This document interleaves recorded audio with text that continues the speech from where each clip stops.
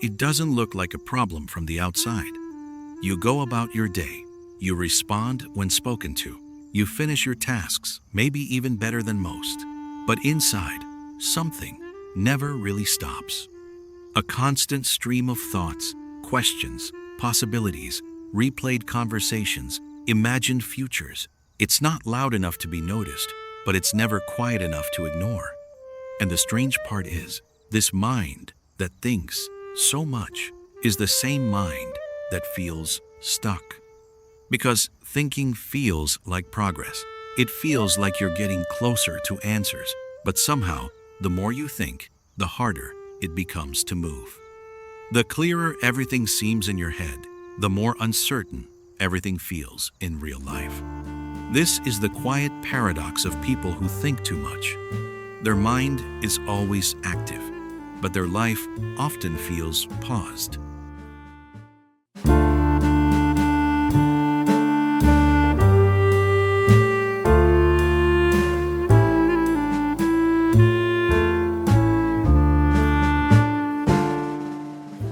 People who think too much don't just notice life, they analyze it. A simple conversation doesn't end when it's over. It continues hours later. Did I say the right thing? Why did they respond like that? Maybe I should have said something else.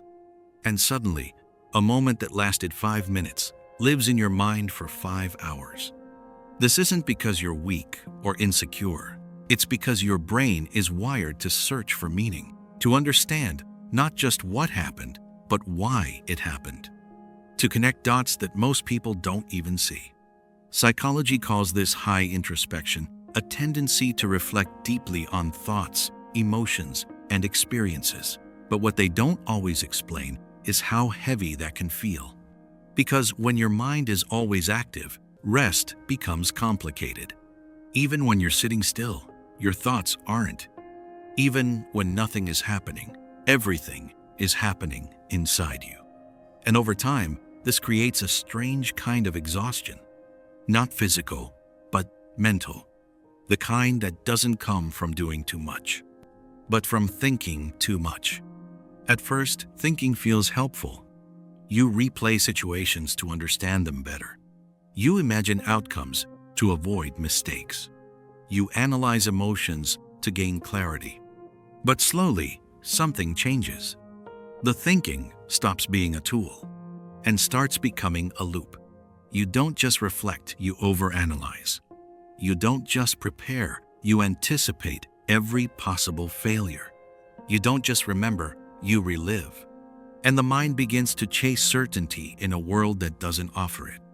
This is where overthinking quietly shifts from awareness to anxiety. Because no matter how many times you go over something, it never feels fully resolved.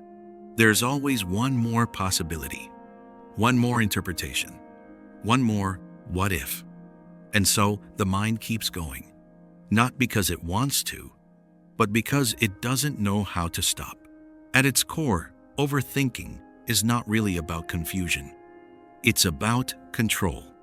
People who think too much often believe quietly, unconsciously, that if they can just think long enough, deeply enough, carefully enough, they can avoid pain, avoid mistakes, avoid regret. So the mind tries to predict everything. Before sending a message, it rewrites it 5 times. Before making a decision, it imagines 10 different futures. Before trusting someone, it analyzes every word they've ever said. It feels like protection. But over time, this need for certainty becomes a trap. Because life doesn't respond to perfect thinking. It responds to imperfect action. And while your mind is busy preparing for every possible outcome, life is moving without you. This is why overthinkers often feel stuck. Not because they lack intelligence, but because they're waiting for a clarity that never fully arrives. There's something else people don't talk about enough. Overthinking isn't just mental. It's deeply emotional. Every thought carries weight. A small mistake becomes a lingering regret. A simple rejection becomes a question of self-worth. A quiet moment becomes filled with imagined meanings. Because when you think deeply, you also feel deeply. Psychologically, this is linked to emotional amplification, the tendency to intensify emotions through repeated focus. The more you think about something, the more real it feels, the more important it becomes. And eventually, your mind stops reacting to reality and starts reacting to your interpretation of it. This is why overthinking can feel so overwhelming. You're not just dealing with what happened, you're dealing with everything your mind created around it. And that can be exhausting in ways that are hard to explain. People who think too much often appear calm on the outside. They listen, they observe, they take their time before speaking. But inside, there's constant movement. Thoughts overlapping thoughts. Questions interrupting questions. Emotions being analyzed instead of expressed. And this creates a subtle distance between them and others. Because while conversations are happening externally, they're also happening internally. By the time they're ready to respond, the moment has passed. So they stay quiet, not because they have nothing to say, but because they have too much. Over time, this can lead to a quiet kind of isolation. You feel present, but not fully connected. Understood, but not fully seen. Because how do you explain something that never stops? How do you describe a mind that is always thinking, even when it wishes it could just be still? There's a point where thinking too much stops feeling like a strength. You begin to notice patterns others don't. You see inconsistencies in people. You sense emotions beneath words. At first, it feels like clarity, but slowly, it becomes something heavier. Because when you can see through things, it becomes harder to trust them. You question intentions. You second-guess sincerity. You analyze moments that were meant to be simple. And without realizing it, your awareness begins to turn inward. You don't just analyze the world, you analyze yourself. Every decision becomes a debate. Every emotion becomes something to explain. Every action becomes something to evaluate. And this is where overthinking quietly erodes something important: self-trust. Because when you question everything, you start questioning yourself too. Underneath all the thinking, there's often a deeper fear. Not fear of failure itself, but fear of choosing wrong. What if this decision wastes time? What if this path leads nowhere? What if I regret this later? So instead of moving, you pause. You wait for certainty. You wait for the right moment. You wait until everything feels clear. But clarity, for an overthinking mind, is never complete. There's always another angle, another doubt, another possibility. So you stay where you are, not because you want to, but because moving feels riskier than staying. And this is the hidden cost of overthinking. It doesn't just slow you down, it quietly keeps you in place. But here's something most people never tell you.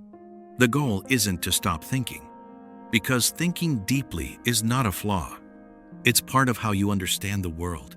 The real shift happens when you stop expecting your thoughts to give you certainty. Because thoughts are not answers. They are interpretations. And not every thought needs to be followed. Not every question needs to be solved. Not every possibility needs to be explored. Sometimes clarity doesn't come from thinking more, but from thinking less.